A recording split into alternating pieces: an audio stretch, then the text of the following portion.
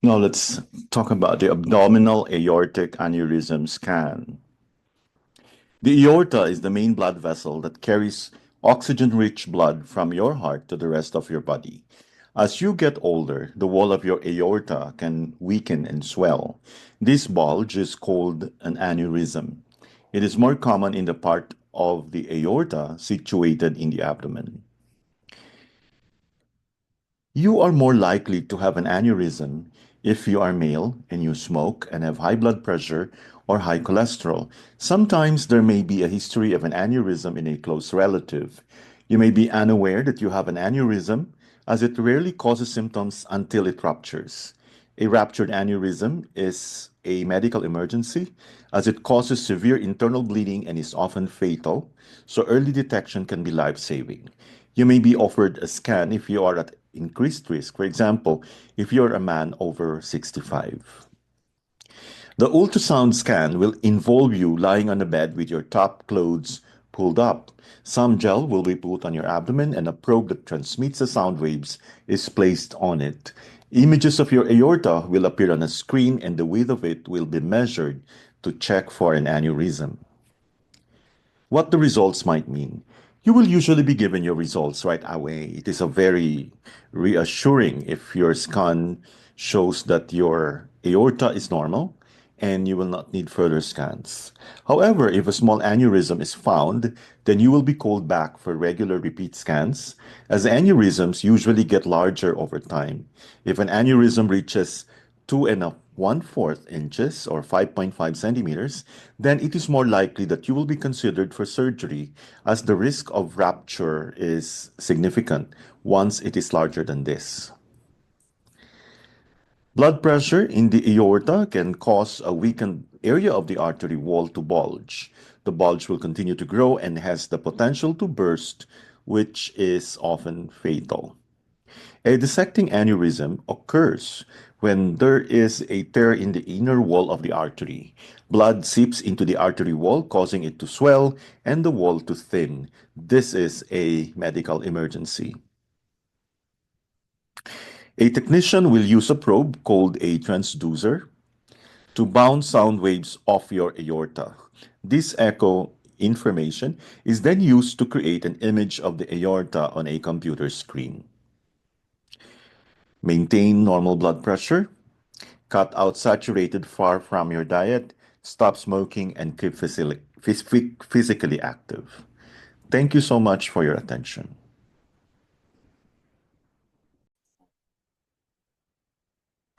Let's now go to pathology. Let's discuss blood stasis. Blood stasis, while chi stagnation causes distension, blood stasis causes pain. Although it occurs without causing pain, the pain from blood stasis is typically stabbing, fixed, and boring. Blood stasis is associated with a purple or dark color. For example, a dark complexion, purple lips, purple nails, bleeding with dark blood, and dark clots, dark menstrual blood with dark clots, and a purple tongue. The pulse qualities associated with blood stasis are wiry, choppy, or firm. The organ that is most frequently affected by stasis of blood is the liver. Other affected organs are the heart, lungs, stomach, intestines, and the uterus. In contrast to chi stagnation, which may not cause serious biomedical diseases, blood stasis is potentially the cause of serious diseases. For example, cancer, abdominal masses, myoma, endometriosis, heart disease, and stroke. Of course, that is not to say that such diseases inevitably appear whenever there is blood stasis. While chi stagnation may arise directly as a consequence of emotional strain, blood stasis does not arise directly as a result of, of an etiological factor. For example, there is no emotional state that leads to blood stasis directly. Some will do so after first causing chi stagnation. Blood stasis usually derives from other pathological conditions, and the main ones are chi stagnation, cold, heat, chi deficiency, blood deficiency, and phlegm.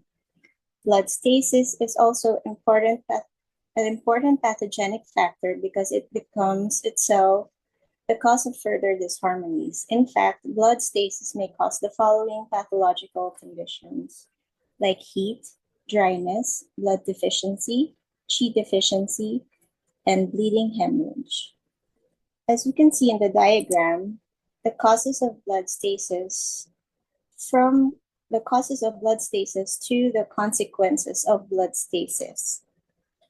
Blood stasis, stabbing, fixed or boring pain, dark complexion, purple lips, purple nails, bleeding with dark blood and dark clots, dark menstrual blood with dark clots, purple tongue, wiry, choppy, or firm pulse. For treatment, general points for blood stasis are bladder 17 and spleen 10. Thank you for your attention. We discussed stomach 12, broken bowl. Stomach 12 is located at the supraclavicular fossa, fortune lateral to the anterior median line of the neck. This is the crossing point of the stomach, large intestine, small intestine, triple burner, and gallbladder meridians. A powerful point, especially if the person cannot process and hold on to nourishment. When the body, mind, and spirit feel that life and its harvest is always passing them by or ebbing away, or when there is a continual sense of deprivation, even though they have enough, this can be a useful point. At stomach 12, 5D pathways cross, providing an incredibly unifying and enriching measure of support here. Stomach 12 is a useful point when the person is chronically depleted and dispirited, and when treatment results do not hold. The name refers to the notch in the clavicle where this point is found. The shape of the clavicle is reminiscent of an empty basin. Stomach 12 calms the mind by sending chi downwards, useful where there is disharmony of stomach chi, causing anxiety, nervousness, or insomnia. Subdues rebellious chi and is used in patterns of excesses where stomach chi is going upwards, causing breathlessness, asthma. Its location makes it effective for respiratory problems, fullness or pain in the chest and ribs. It encourages the production of breast milk. Indications: anxiety, production of breast milk, respiratory problems. Needling is by perpendicular insertion, 0.3 to 0.5 Sun, along the posterior border of the clavicle. According to the Systematic Classic of Acupuncture and Moxibustion and the Illustrated Supplement to the Classic of Categories, this point is contraindicated in pregnancy. Caution: deep or posterior insertion may injure the subclavian vessels or puncture the lung. This powerful point is a major crossroads of the meridians on their deep pathway journeys. Thus, there is a wonderful and enriching support to be found here. So consider for a patient who can't contain nourishment or who is unable to sustain themselves and as a result becomes very depleted and dispirited. It is said to help a person connect with their higher self and thus be filled with something magnificent. Indicated for neck and shoulder pain or for chest or throat problems. Helps with breast milk production. Located in the supraclavicular notch, giving the impression of a bowl. Thank you for your attention.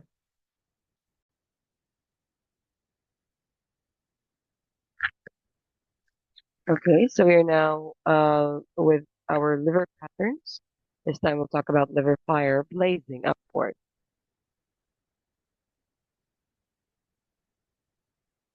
Okay, so the concept of this pattern is it's because of an excess fire in the liver having a natural tendency to flare upward. And many of the symptoms reflect the rising of the liver fire upward. It is also simply called a liver fire pattern. Now, for the clinical manifestations, we see dizziness, severe descending pain in the head, flushed face, red eyes, bitter taste in the mouth, dry mouth, irritability, propensity to outbursts of anger, tinnitus, sudden deafness, or hot and swelling in the ear.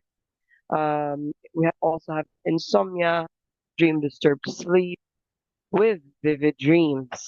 Um, there'd be burning pain in the causal and hypochondriac regions, vomiting of blood, epistaxis or nose bleeding, constipation, scanty yellowish urine, red tongue with a yellow coating, and with a wiry and rapid pulse.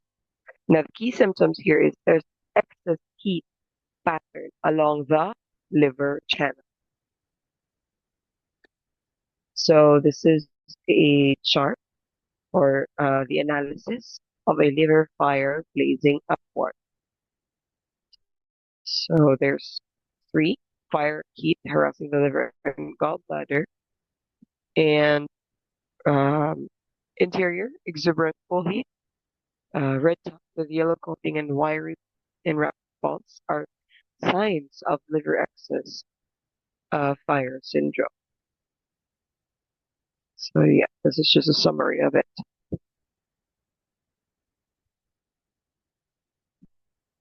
Mm, Let's go to the next slide.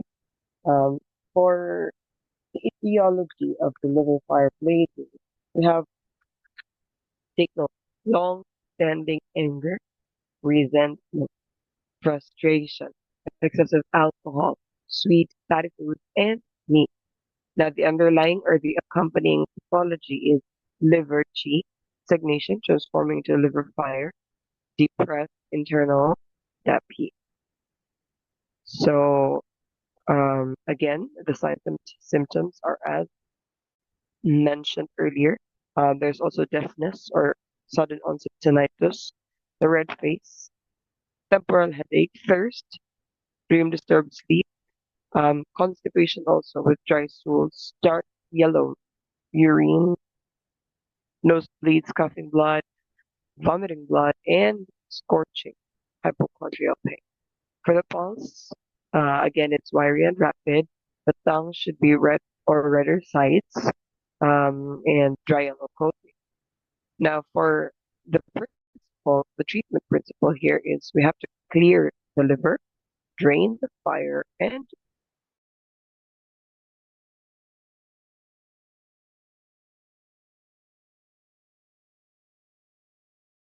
pull the blood. So these are the points that the so we have liver 2, gallbladder grade 4. It courses liver chi. Liver 1 helps uh, clears heat from the blood. The Taiyang clears the liver fire. The Li11 or large intestine 11 subdues ascending liver chi. We have the gallbladder 8 benefits head and alleviates pain. Do 24 eliminates the wind, calms Shen. Now, needle with drainage. Now, we also use liver 3 that also courses the liver. Gallbladder 43 helps clear the liver heat. Gallbladder 20 subdues ascending liver chi. Gallbladder 13 subdues ascending liver chi. Gallbladder 1 benefits the eyes, clears heat. Gallbladder 6 clears heat, alleviates pain. And lastly, we have spleen 6, which harmonizes liver and calms our Shen.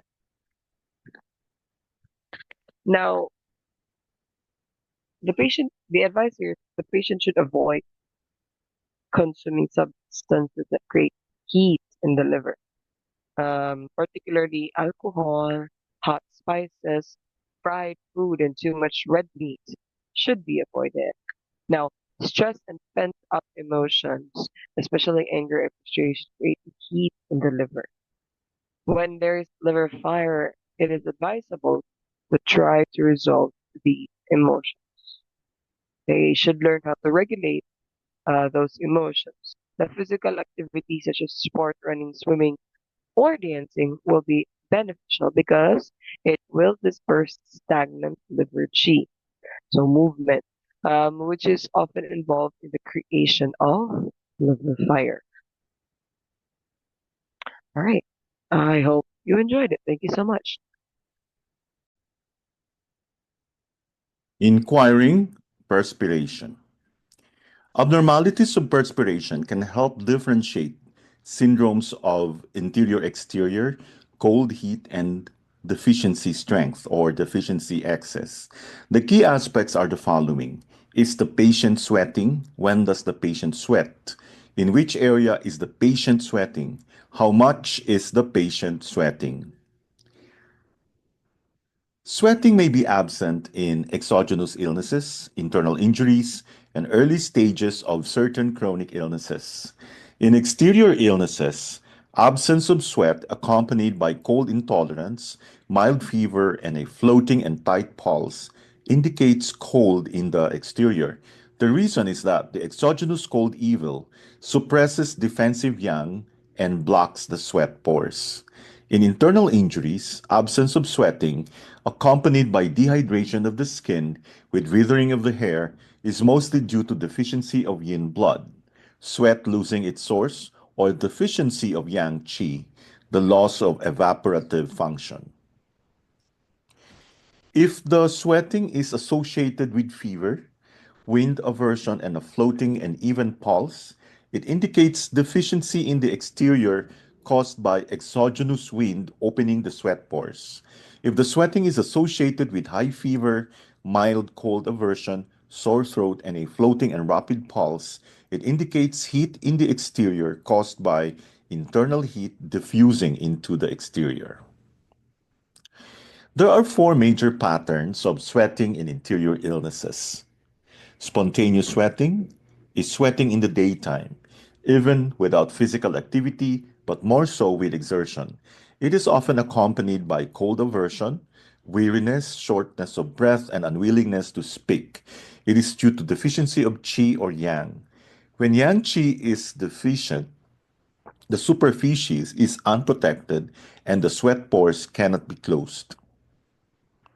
Night sweats is sweating during sleep that stops on waking and often accompanied by recurrent fever, flushed cheeks, and hotness feeling in the five centers. It is due to yin deficiency because of which internal heat arises. After falling asleep, yang qi returns to the interior and aggravates the internal heat, which in turn causes fluids to evaporate outward. Profuse sweating. Clinically, this may be due to excess or strength or deficiency, incessant sweating with fever, thirst, preference for cold drinks, and a large surging pulse is due to heat strength. The strong internal heat causes evaporation and outward escape of fluids. If the profuse sweat is cold and is accompanied by facial pallor, cold limbs, and an indistinct pulse that is on the verge of collapsing, it is due to total yang depletion. This is seen mainly in critically ill patients. Shivering, sweating. In sweating with shivering, the patient has chills and shivering followed by profuse sweating.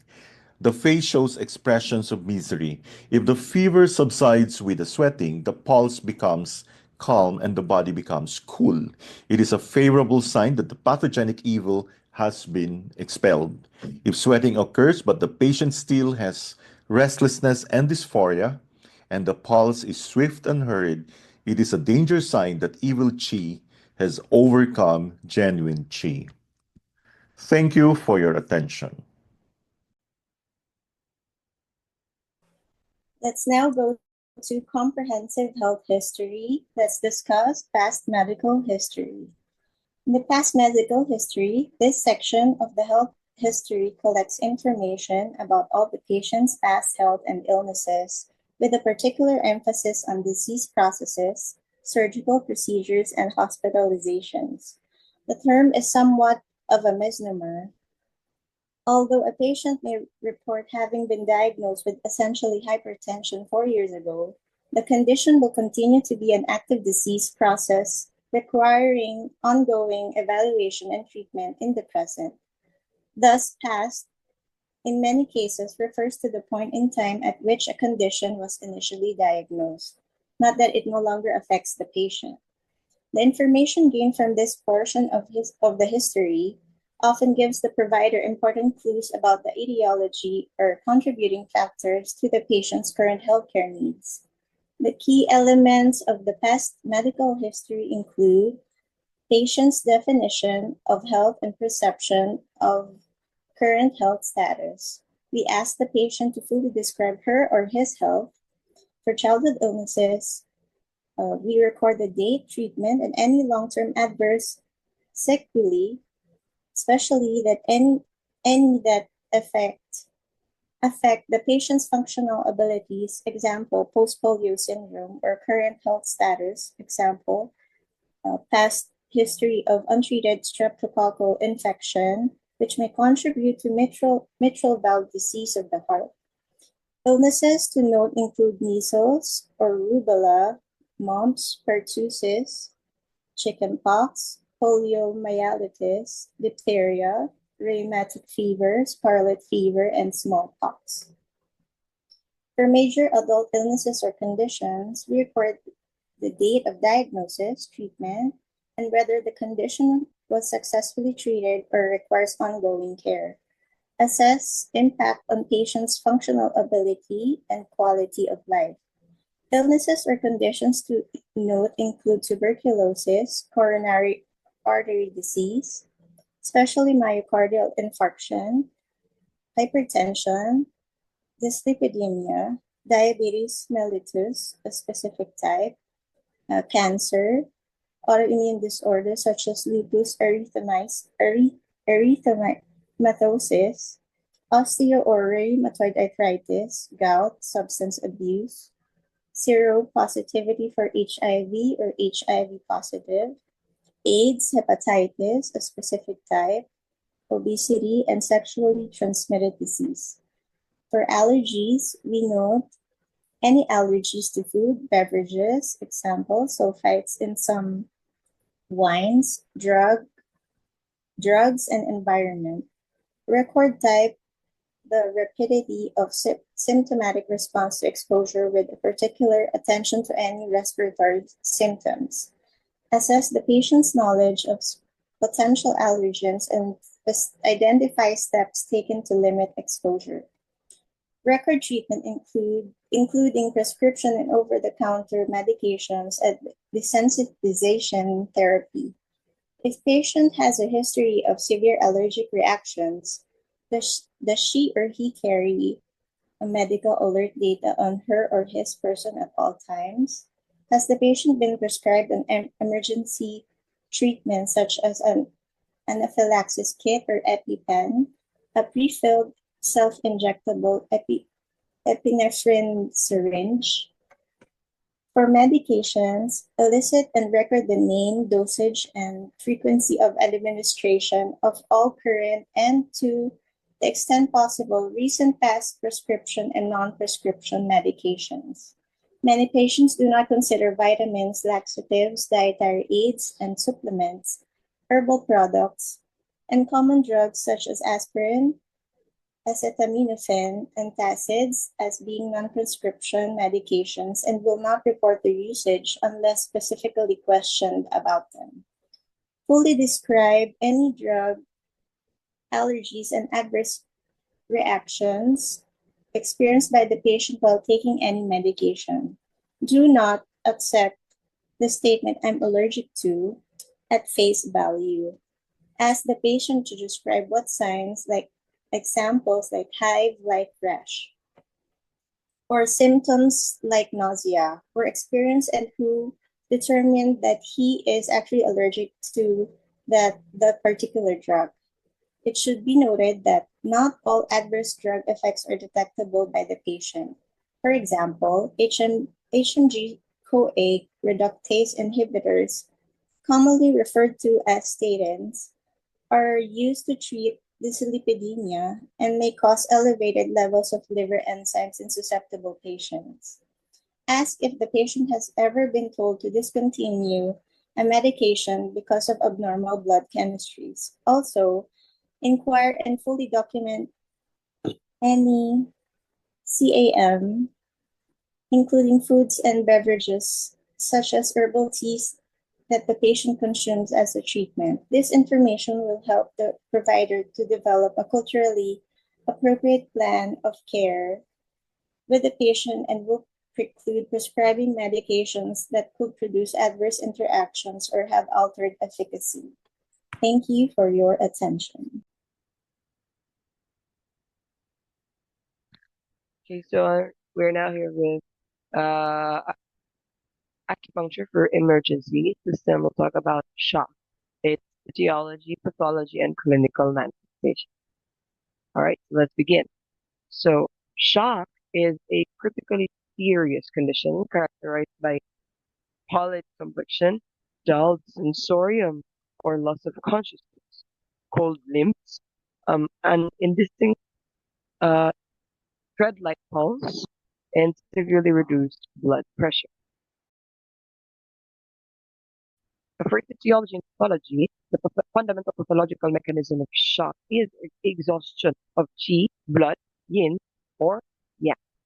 Now, this exhaustion may lead to complete collapse of yin or yang, the imbalance of yin yang, and the depletion of qi, blood or fluids, cause failure to nourish the visceral organs and the extremities. As a result, the complexion becomes pallid, the sensorium dull, and the pulse indistinct and on the verge of collapse.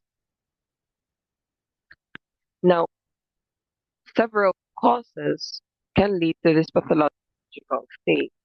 Now, the most important of them are massive invasion by exogenous pathogenic evils, severe trauma, massive loss of blood or bloody or body fluids, hypersensitivity to certain formulas, and protracted illness.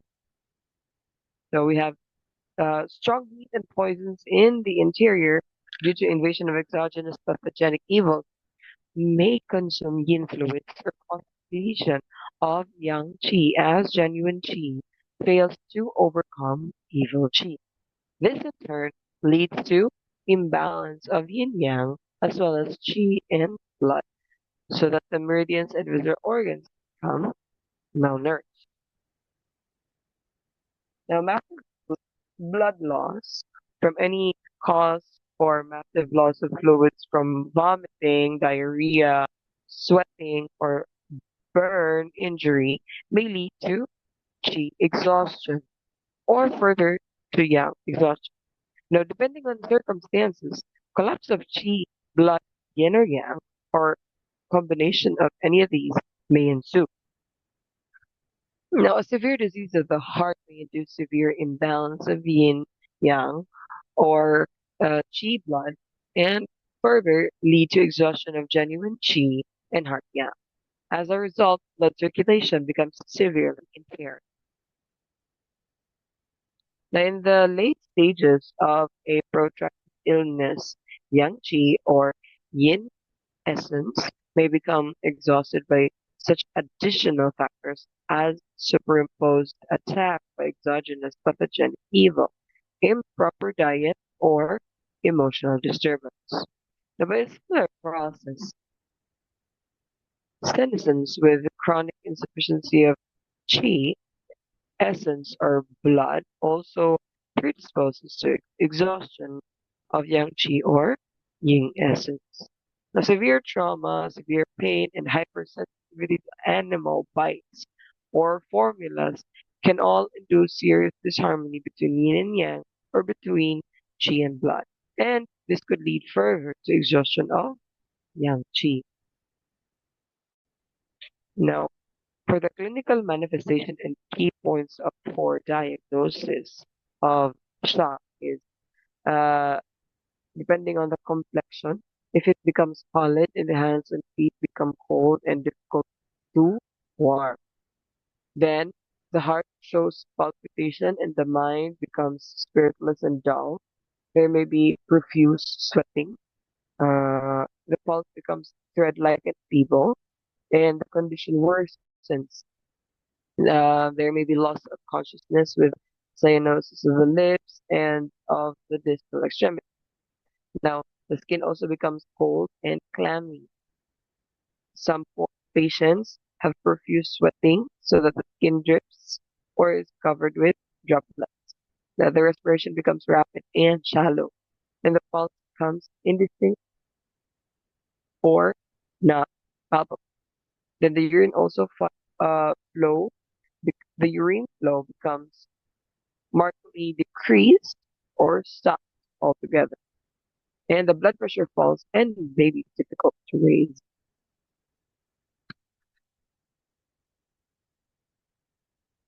Now, each of the four types of shock has the symptoms. In chi shock, respiration uh, becomes rapid, or again, in chi shock, respiration becomes rapid, and there is shortness of breath. In blood shock, there are dizziness, palpitation, a pale tongue, and a pulse is hollow or extremely faint. Now, in yin shock, the face is flushed with profuse sweating and strong thirst. There is often agitation as well. Now, in yang shock, the limbs and body are cold in story and dull. There is somnolence and the tongue is pale and sluggish. When diagnosing shock, it's important to distinguish it from the collapse of symptoms and the prostration of stroke.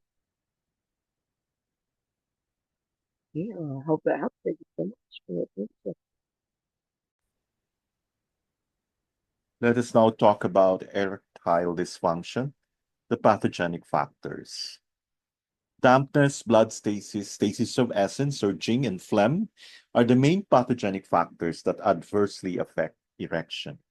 Dampness affecting the penis usually stems from the spleen, kidney, and liver channels. Blood stasis affects the penis through the liver channel and the penetrating vessel or the Chung vessel. As we are used to thinking of the essence as a previous vital substance that resides in the lower burner and is the source of vitality, in men's genital problems, there is such a pathology as stasis of essence in the lower burner. Stasis of essence in men is the equivalent of blood stasis in women.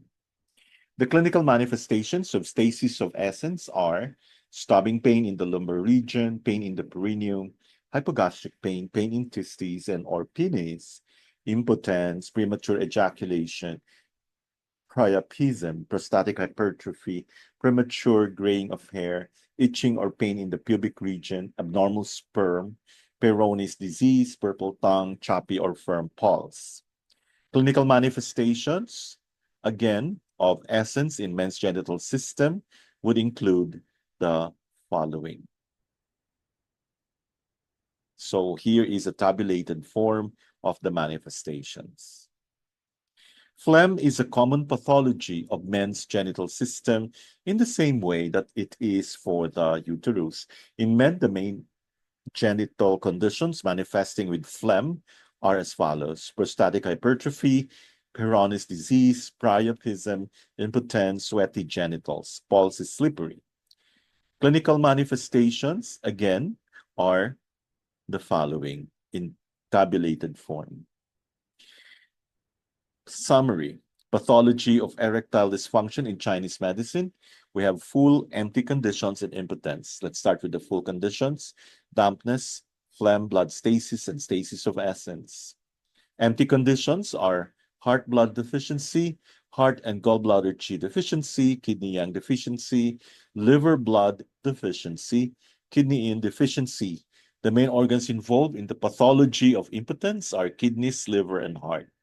In full conditions, erection becomes difficult because there are pathogenic factors obstructing the processes that lead to an erection. Pathogenic factors, once again, are dampness, blood stasis, stasis of essence, and phlegm. Thank you for listening.